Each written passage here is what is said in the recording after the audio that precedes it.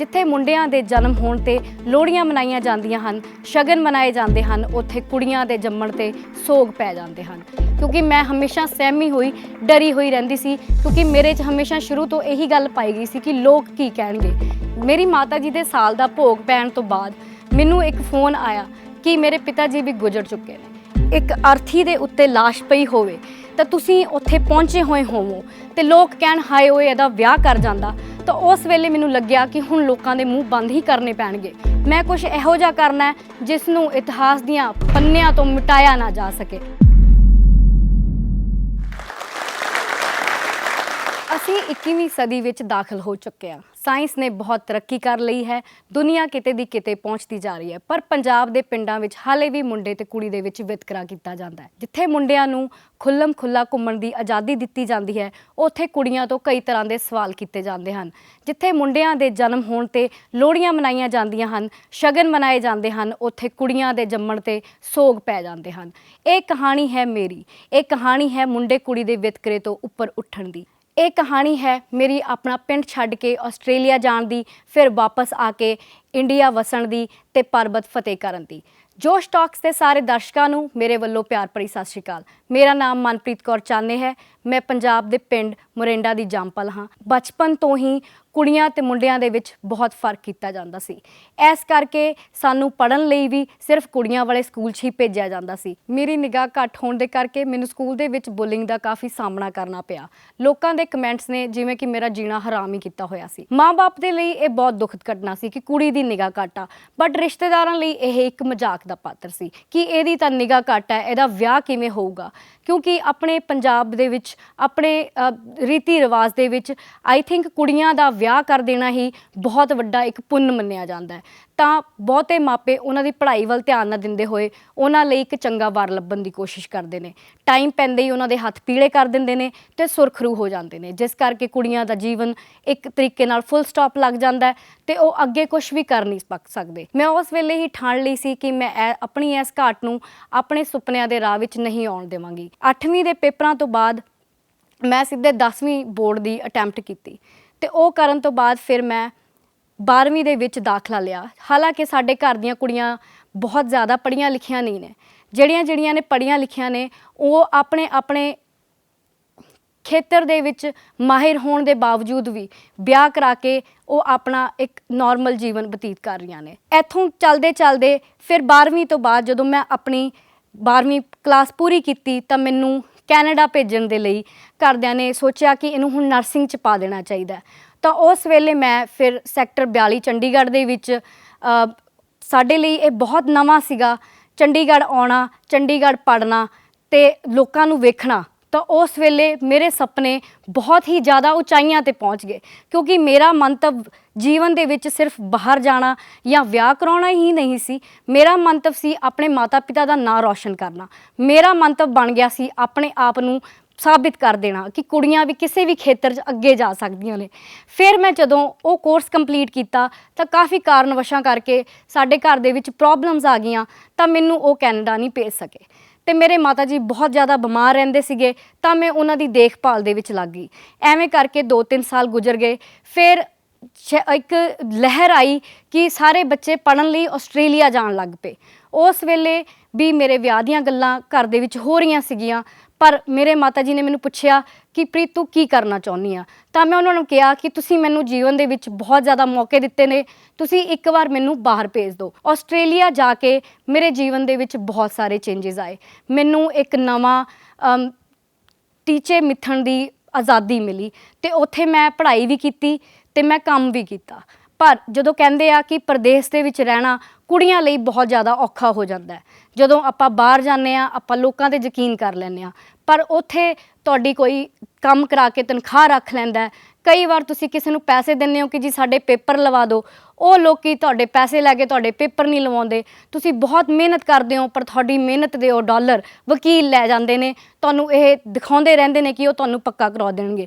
ਫਿਰ ਮੈਂ ਜਦੋਂ ਆਪਣੇ ਘਰਦਿਆਂ ਨੂੰ ਦੱਸਿਆ ਕਿ ਮੈਂ ਹੁਣ ਆਸਟ੍ਰੇਲੀਆ ਬਹੁਤ ਜ਼ਿਆਦਾ ਦੇਰ ਨਹੀਂ ਰਹਿਣਾ ਚਾਹੁੰਦੀ ਤਾਂ ਇਸ ਗੱਲ ਦਾ ਬਹੁਤ ਵਿਰੋਧ ਕੀਤਾ ਗਿਆ। ਤਾਂ 2015 ਦੇ ਵਿੱਚ ਮੇਰੇ ਮਾਤਾ ਜੀ ਦੇ ਗੁਜ਼ਰ ਜਾਣ 'ਤੇ ਮੈਨੂੰ ਬਹੁਤ ਵੱਡਾ ਧੱਕਾ ਪਹੁੰਚਿਆ। ਮੇਰੀ ਮਾਤਾ ਜੀ ਦੇ ਸਾਲ ਦਾ ਭੋਗ ਪੈਣ ਤੋਂ ਬਾਅਦ ਮੈਨੂੰ ਇੱਕ ਫੋਨ ਆਇਆ ਕਿ ਮੇਰੇ ਪਿਤਾ ਜੀ ਵੀ ਗੁਜ਼ਰ ਚੁੱਕੇ ਨੇ। ਜਦੋਂ ਤੁਸੀਂ ਇੱਕ ਅਰਥੀ ਦੇ ਉੱਤੇ ਲਾਸ਼ ਪਈ ਹੋਵੇ ਤਾਂ ਤੁਸੀਂ ਉੱਥੇ ਪਹੁੰਚੇ ਹੋਏ ਹੋਵੋ ਤੇ ਲੋਕ ਕਹਿਣ ਹਾਏ ਓਏ ਇਹਦਾ ਵਿਆਹ ਕਰ ਜਾਂਦਾ, ਤਾਂ ਉਸ ਵੇਲੇ ਮੈਨੂੰ ਲੱਗਿਆ ਕਿ ਹੁਣ ਲੋਕਾਂ ਦੇ ਮੂੰਹ ਬੰਦ ਹੀ ਕਰਨੇ ਪੈਣਗੇ। ਉਸ ਵੇਲੇ ਮੈਂ ਕੁਝ ਬਹੁਤ ਵੱਡਾ ਕਰਨ ਦੀ ਸੋਚ ਲਈ। 2017 ਦਾ ਸਾਲ ਮੇਰੇ ਲਈ ਬਹੁਤ ਹੀ ਦੁਖਦਾਇਕ ਸਾਲ ਸੀ। ਇੱਥੇ ਮੈਂ ਇੱਕ ਗੱਲ ਦੇ ਨਾਲ ਹੀ ਸਾਰੀ ਗੱਲ ਕਲੀਅਰ ਕਰ ਦੇਣਾ ਚਾਹੁੰਦੀ ਹਾਂ ਕਿ ਮਾਂ ਮਰਦੀ ਤਾਂ ਪੇਕੇ ਮੁੱਕਦੇ, ਪਿਓ ਮਰੇ ਦਾ ਘਰ ਵੇਲਾ। ਸਾਡੇ ਭੈਣ ਭਾਈਆਂ ਵਿੱਚ ਵੀ ਬਹੁਤ ਫਰਕ ਪੈ ਚੁੱਕਿਆ ਸੀ। ਅਸੀਂ ਇੱਕ ਦੂਜੇ ਨੂੰ ਅੱਖੀਂ ਵੇਖ ਕੇ ਨਹੀਂ ਸੁਹਾਉਂਦੇ ਸੀਗੇ, ਤਾਂ ਅਸੀਂ ਸਾਰਿਆਂ ਨੇ ਇੱਕ ਦੂਜੇ ਤੋਂ ਦੂਰ ਰਹਿਣਾ ਸ਼ੁਰੂ ਕਰਤਾ। ਮੈਂ ਉਸ ਵੇਲੇ ਚੰਡੀਗੜ੍ਹ ਰਹਿੰਦੀ ਸੀ, MS ਇੰਟਰਪ੍ਰਾਈਜ਼ਸ ਦੇ ਵਿੱਚ ਮੈਂ ਜੌਬ ਕਰਦੀ ਸੀ। ਫਿਰ ਮੈਂ ਉਹ ਜੌਬ ਵੀ ਛੱਡ ਕੇ ਮੈਂ ਬੈਠ ਗਈ, ਕਿਉਂਕਿ ਜੋ ਮੇਰੇ ਕੋਲ ਥੋੜ੍ਹੀਆਂ ਬਹੁਤ ਸੇਵਿੰਗ ਸੀਗੀਆਂ ਉਹਨਾਂ ਨੂੰ ਮੈਂ ਇੱਧਰ ਉੱਧਰ ਇਨਵੈਸਟ ਕਰਕੇ ਮੈਨੂੰ ਥੋੜ੍ਹਾ ਵਿਆਜ ਆਉਂਦਾ ਸੀ, ਮੈਂ ਉਹਦੇ ਉੱਤੇ ਆਪਣਾ ਨਿਰਵਾਹ ਕਰਨਾ ਸ਼ੁਰੂ ਕਰਤਾ। ਅਤੇ ਉਹਨਾਂ ਦਿਨਾਂ ਦੇ ਵਿੱਚ ਮੈਂ ਲਿਖਦੀ ਵੀ ਬਹੁਤ ਹੁੰਦੀ ਸੀ, ਪਰ ਮੇਰੇ 'ਚ ਇੰਨੀ ਹਿੰਮਤ ਨਹੀਂ ਸੀ ਕਿ ਮੈਂ ਕਿਸੇ ਨੂੰ ਆਪਣਾ ਸੱਚ ਦੱਸ ਸਕਾਂ, ਕਿਉਂਕਿ ਮੈਂ ਹਮੇਸ਼ਾ ਸਹਿਮੀ ਹੋਈ, ਡਰੀ ਹੋਈ ਰਹਿੰਦੀ ਸੀ, ਕਿਉਂਕਿ ਮੇਰੇ 'ਚ ਹਮੇਸ਼ਾ ਸ਼ੁਰੂ ਤੋਂ ਇਹੀ ਗੱਲ ਪਾਈ ਗਈ ਸੀ ਕਿ ਲੋਕ ਕੀ ਕਹਿਣਗੇ। ਫਿਰ ਮੈਂ ਆਪਣਾ ਡਿਪਰੈਸ਼ਨ ਆਪਣੇ ਅੰਦਰ ਹੀ ਲੈ ਕੇ ਬੈਠੀ ਰਹੀ। ਇੱਕ ਦਿਨ ਜਦੋਂ ਮੈਂ ਉੱਠ ਕੇ ਇੱਕ ਕਮਰੇ ਤੋਂ ਦੂਜੇ ਕਮਰੇ ਜਾਣ ਲੱਗੀ ਤਾਂ ਮੈਂ ਸ਼ੀਸ਼ੇ ਦੇ ਮੂਹਰਿਓਂ ਦੀ ਗੁਜ਼ਰੀ, ਕਿਉਂਕਿ ਮੈਂ ਸਜਣਾ ਸਵਰਨਾ ਬੰਦ ਕਰ ਦਿੱਤਾ ਸੀ। ਮੇਰਾ ਸਰੀਰ ਬਹੁਤ ਭਾਰੀ ਹੋ ਚੁੱਕਿਆ ਸੀਗਾ, ਅਤੇ ਜਦੋਂ ਮੈਂ ਸ਼ੀਸ਼ੇ ਦੇ ਮੂਹਰਿਓਂ ਗੁਜ਼ਰੀ ਤਾਂ ਮੈਂ ਸ਼ੀਸ਼ੇ ਦੇ ਵਿੱਚ ਆਪਣੀ ਸ਼ਕਲ ਦੇਖੀ ਤਾਂ ਮੈਨੂੰ ਲੱਗਿਆ ਕਿ ਇਹ ਕੁੜੀ ਕੌਣ ਆ। ਇਹ ਕੁੜੀ ਨੂੰ ਤਾਂ ਮੈਂ ਪਛਾਣਦੀ ਵੀ ਨਹੀਂ। ਜਦੋਂ ਤੁਸੀਂ ਜੀਵਨ ਦੇ ਵਿੱਚ ਇੱਕ ਗੱਲ ਇਹ ਜ਼ਰੂਰ ਮੰਨ ਲਓ, ਜਦੋਂ ਵੀ ਤੁਹਾਨੂੰ ਲੱਗੇ ਕਿ ਤੁਸੀਂ ਇਨਫ ਨਹੀਂ ਹੋ, ਜਦੋਂ ਵੀ ਤੁਹਾਨੂੰ ਲੱਗੇ ਤੁਹਾਡੇ 'ਚ ਕੋਈ ਘਾਟ ਆ, ਜਦੋਂ ਵੀ ਤੁਹਾਨੂੰ ਲੱਗੇ ਕਿ ਤੁਸੀਂ ਕੁਝ ਨਹੀਂ ਕਰ ਸਕਦੇ, ਤੁਸੀਂ ਸ਼ੀਸ਼ੇ ਦੇ ਅੱਗੇ ਜਾ ਕੇ ਖੜ੍ਹੇ ਹੋਣਾ। ਤੁਸੀਂ ਆਪਣੇ ਆਪ ਨੂੰ ਦੱਸਣਾ ਕਿ ਤੁਸੀਂ ਕਿੰਨੇ ਇੰਪੋਰਟੈਂਟ ਹੋ, ਕਿਉਂਕਿ ਤੁਹਾਡੇ ਐਨਸੈਸਟਰਸ ਨੇ ਤੁਹਾਡੇ ਦੁਨੀਆ 'ਤੇ ਆਉਣ ਲਈ ਪ੍ਰੇਅਰਸ ਕੀਤੀਆਂ ਨੇ। ਤੁਹਾਡੇ ਮਦਰ ਨੇ ਬਹੁਤ ਦੁੱਖ ਸਹੇ ਨੇ ਤੁਹਾਨੂੰ ਇਸ ਜੀਵਨ ਦੇ ਵਿੱਚ ਲੈ ਕੇ ਆਉਣ ਲਈ। ਤੁਹਾਡੇ ਪਿਤਾ ਜੀ ਨੇ ਬਹੁਤ ਮਿਹਨਤ ਕੀਤੀ ਹੈ ਤੁਹਾਨੂੰ ਇਸ ਮੁਕਾਮ 'ਤੇ ਪਹੁੰਚਾਉਣ ਦੇ ਲਈ। ਤਾਂ ਤੁਸੀਂ ਆਪਣੇ ਆਪ ਨੂੰ ਕਦੇ ਵੀ ਕਿਸੇ ਤੋਂ ਘੱਟ ਨਾ ਸਮਝੋ। ਉਸ ਦਿਨ ਮੈਂ ਆਪਣਾ ਜੀਵਨ ਬਦਲਣ ਦੀ ਫੇਰ ਤੋਂ ਚਾਨਣਾ ਲੈ ਲਈ। ਕਹਿੰਦੇ ਆ ਕਿ ਜਦੋਂ ਤੁਹਾਡੇ ਸਾਰੇ ਸਹਾਰੇ ਖਤਮ ਹੋ ਜਾਂਦੇ ਨੇ ਤਾਂ ਤੁਹਾਡੇ ਲਈ ਪਰਮਾਤਮਾ ਦੇ ਬਹੁਤ ਸਾਰੇ ਸਹਾਰੇ ਉਪਲਬਧ ਹੋ ਜਾਂਦੇ ਨੇ। ਫਿਰ 2018 ਦੇ ਵਿੱਚ ਮੇਰਾ ਬਿਲਕੁਲ ਇੱਕੋ ਹੀ ਟੀਚਾ ਬਣ ਗਿਆ ਕਿ ਹੁਣ ਮੈਂ ਕੁਛ ਨਾ ਕੁਛ ਇਹੋ ਜਿਹਾ ਕਰਨਾ ਹੈ ਜੋ ਕਿ ਸਾਡੇ ਖਾਨਦਾਨ ਦੇ ਵਿੱਚ ਕਿਸੇ ਨੇ ਨਾ ਕੀਤਾ ਹੋਵੇ। ਮੈਂ ਕੁਛ ਇਹੋ ਜਿਹਾ ਕਰਨਾ ਹੈ ਜਿਸ ਨੂੰ ਇਤਿਹਾਸ ਦੀਆਂ ਪੰਨਿਆਂ ਤੋਂ ਮਿਟਾਇਆ ਨਾ ਜਾ ਸਕੇ। ਤਾਂ ਮੇਰੇ ਪਿਤਾ ਜੀ ਹਮੇਸ਼ਾ ਬਸ਼ੇਂਦਰੀ ਪਾਲ ਜੀ ਦੀ ਗੱਲ ਕਰਦੇ ਹੁੰਦੇ ਸੀ। ਤਾਂ ਮੈਨੂੰ ਇੱਕ ਦਿਨ ਬੈਠੇ ਬੈਠੇ ਅਖਬਾਰ ਦੇ ਵਿੱਚ ਉਹਨਾਂ ਦਾ ਆਰਟੀਕਲ ਦਿਖਿਆ ਜਦੋਂ ਉਹਨਾਂ ਨੂੰ ਪਦਮ ਸ਼੍ਰੀ ਦਿੱਤਾ ਗਿਆ। ਮੈਂ ਉਹ ਪੜ੍ਹਿਆ ਤਾਂ ਮੈਨੂੰ ਆਪਣੇ ਪਿਤਾ ਜੀ ਦੀ ਬਹੁਤ ਯਾਦ ਆਈ। ਫਿਰ ਮੈਂ ਬਹੁਤ ਜ਼ਿਆਦਾ ਵਰਕਆਊਟ ਕਰਨਾ ਸ਼ੁਰੂ ਕਰਤਾ।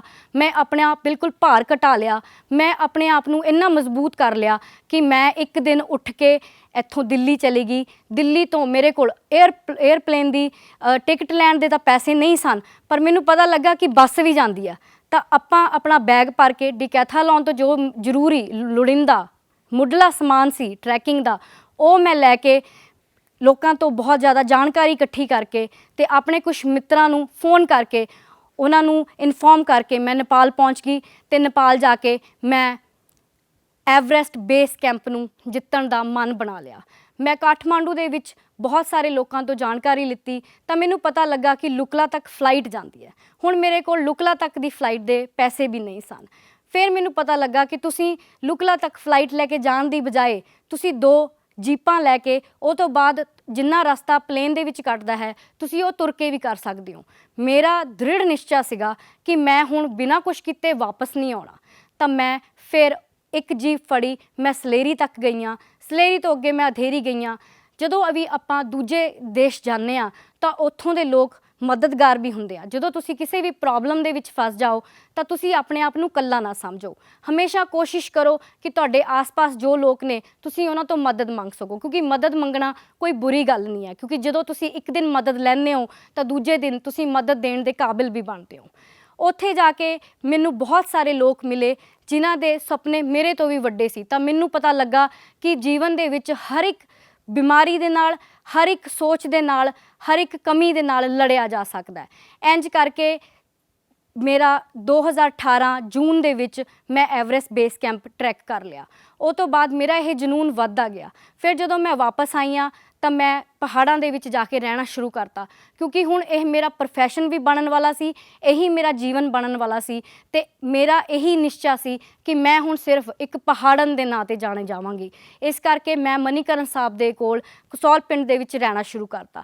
ਤਾਂ ਪਾਰਵਤੀ ਵੈਲੀ ਦੇ ਵਿੱਚ ਜਿੰਨੀਆਂ ਵੀ ਟ੍ਰੇਲਸ ਨੇ ਛੋਟੀਆਂ ਵੱਡੀਆਂ, ਮੈਂ ਬਰਫ਼ ਦੇ ਵਿੱਚ ਉਹਨਾਂ ਦੇ ਉੱਤੇ ਪ੍ਰੈਕਟਿਸ ਕੀਤੀ। ਮੇਰੇ ਕੋਲ ਸਨੋ ਸ਼ੂਜ਼ ਨਹੀਂ ਸਨ, ਇਸ ਕਰਕੇ ਮੈਨੂੰ ਪਤਾ ਨਹੀਂ ਸੀ ਕਿ ਸਨੋ ਸ਼ੂਜ਼ ਇੰਨੇ ਭਾਰੀ ਵੀ ਹੁੰਦੇ ਹਨ, ਕਿਉਂਕਿ ਜਦੋਂ ਅਸੀਂ ਵੀਡੀਓਜ਼ ਦੇਖਦੇ ਹਾਂ ਆਪਾਂ ਨੂੰ ਕੁਝ ਹੋਰ ਲੱਗਦਾ, ਪਰ ਜਿਹੜਾ ਕਿ ਆਪਣਾ ਨਿੱਜੀ ਜੀਵਨ ਆ, ਰੋਜ਼ਾਨਾ ਜੀਵਨ ਆ ਜੋ ਆਪਣਾ, ਉਹ ਇਹਨਾਂ ਚੀਜ਼ਾਂ ਤੋਂ ਬਹੁਤ ਹਟ ਕੇ ਹੁੰਦਾ। ਤੇ ਜਦੋਂ ਅਸੀਂ ਇਹ ਸਾਰੀਆਂ ਵੀਡੀਓਜ਼ ਦੇਖ ਕੇ ਬਰਫ਼ ਦੇ ਉੱਤੇ ਚੱਲ ਕੇ ਪ੍ਰੈਕਟਿਸ ਕਰ ਲਈ ਤਾਂ ਫਿਰ ਮੈਨੂੰ ਪਤਾ ਲੱਗਾ ਕਿ ਜਿਹੜੇ ਪਰਬਤ ਆਰੋਹੀ ਇੰਡੀਆ ਦੇ ਨੇ ਉਹਨਾਂ ਲਈ ਹੁਣ ਇੱਕ ਅਗਲਾ ਟੀਚਾ ਹੁੰਦਾ ਹੈ ਸਟਾਕ ਕਾਂਗੜੀ। ਤਾਂ ਮੈਂ 2 ਸਾਲ ਸਟਾਕ ਕਾਂਗੜੀ ਕਰਦੀ ਰਹੀ। ਮੇਰੇ ਕੁਝ ਫਰੈਂਡਸ ਨੇ ਮੇਰਾ ਮਜ਼ਾਕ ਵੀ ਉਡਾਇਆ ਕਿਉਂਕਿ ਮੈਂ ਕਰਨਾ ਚਾਹੁੰਦੀ ਸੀ, ਬਟ ਮੇਰੇ ਕੋਲ ਇੰਤਜ਼ਾਮ ਨਹੀਂ ਸੀਗਾ। ਫਿਰ ਮੈਂ ਆਪਣੇ ਨਾਲ ਦੇ ਲੋਕਾਂ ਨੂੰ ਇਹਦੇ ਬਾਰੇ ਦੱਸਣਾ ਸ਼ੁਰੂ ਕੀਤਾ। ਬਹੁਤ ਸਾਰੇ ਲੋਕ ਮੇਰੀ ਮਦਦ ਲਈ ਅੱਗੇ ਆਏ ਤੇ ਇਸ ਕਰਕੇ 13 ਸਤੰਬਰ 2019 ਨੂੰ ਸਵੇਰੇ 9 ਲੋਕਾਂ ਦੇ ਵਿੱਚੋਂ ਮੈਂ ਇਕੱਲੀ ਸਟਾਕ ਕਾਂਗੜੀ ਸਮਿਟ ਕਰ ਪਾਈ, ਕਿਉਂਕਿ ਮੈਨੂੰ ਉਸ ਟ੍ਰੇਲ ਦੀ ਬਹੁਤ ਜ਼ਿਆਦਾ ਸ਼ੁਰੂਆਤ 'ਚ ਹੀ ਪਤਾ ਚੱਲ ਗਿਆ ਸੀ ਕਿ ਡਰ ਬਹੁਤ ਵੱਡਾ ਝੂਠ ਹੈ। ਡਰ ਤੁਹਾਨੂੰ ਡਰਾ ਦਿੰਦਾ ਤੇ ਤੁਸੀਂ ਡਰ ਜਾਂਦੇ ਹੋ। ਇਸ ਕਰਕੇ ਆਪਾਂ ਨੂੰ ਹਮੇਸ਼ਾ ਕਿਹਾ ਗਿਆ ਕਿ ਡਰ ਦੇ ਅੱਗੇ ਜਿੱਤ ਆ, ਕਿਉਂਕਿ ਮੈਨੂੰ ਲੱਗਿਆ ਜਦੋਂ ਤੁਸੀਂ ਇੱਕ ਇਹੋ ਜਿਹਾ ਇਨਸਾਨ ਬਣ ਜਾਂਦੇ ਹੋ ਕਿ nothing to lose everything at stake, ਫਿਰ ਤੁਸੀਂ ਅੱਗੇ ਵਧ ਹੀ ਜਾਂਦੇ ਹੋ। ਮੈਂ ਪੰਜਾਬ ਦੀ ਪਹਿਲੀ ਮਹਿਲਾ ਬਣ ਗਈ ਜੋ ਕਿ ਸਟਾਕ ਕਾਂਗੜੀ ਦਾ ਸਮਿਟ ਕਰਕੇ ਆਈ ਹੈ। ਤਾਂ ਮੇਰੇ ਵੱਲੋਂ ਤੁਹਾਨੂੰ ਸਾਰਿਆਂ ਨੂੰ ਇਹੀ ਸੁਨੇਹਾ ਹੈ ਕਿ ਤੁਸੀਂ ਆਪਣੀ ਦ੍ਰਿੜ ਨਿਸ਼ਚੇ ਤੇ ਡਟੇ ਰਹੋ। ਤੁਸੀਂ ਸੁਪਨੇ ਵੇਖੋ, ਸੁਪਨੇ ਸ਼ਕਤੀਸ਼ਾਲੀ ਸ਼ੈ ਹੁੰਦੇ ਨੇ, ਸੁਪਨੇ ਬਹੁਤ ਹੀ ਪਿਆਰੀ ਚੀਜ਼ ਨੇ, ਕਿਉਂਕਿ ਜਦੋਂ ਤੁਸੀਂ ਸੁਪਨੇ ਦੇਖਣਾ ਬੰਦ ਕਰ ਦਿੰਦੇ ਹੋ ਤਾਂ ਤੁਸੀਂ ਮਰਨਾ ਸ਼ੁਰੂ ਹੋ ਜਾਂਦੇ ਹੋ। ਜਿੱਡਾ ਵੱਡਾ ਤੁਸੀਂ ਸੁਪਨਾ ਲੈਂਦੇ ਹੋ ਓਡਾ ਵੱਡਾ ਹੀ ਤੁਹਾਡਾ ਨਵ ਜਨਮ ਹੋ ਜਾਂਦਾ ਹੈ। ਧੰਨਵਾਦ। ਇਸ ਵੀਡੀਓ ਬਾਰੇ ਆਪਣੀ ਰਾਏ ਕਮੈਂਟ ਸੈਕਸ਼ਨ ਵਿੱਚ ਸਾਨੂੰ ਦੱਸੋ ਅਤੇ ਆਪਣੇ ਮਿੱਤਰਾਂ ਨਾਲ ਇਹ ਵੀਡੀਓ ਸ਼ੇਅਰ ਕਰਨਾ ਨਾ ਭੁੱਲਿਓ।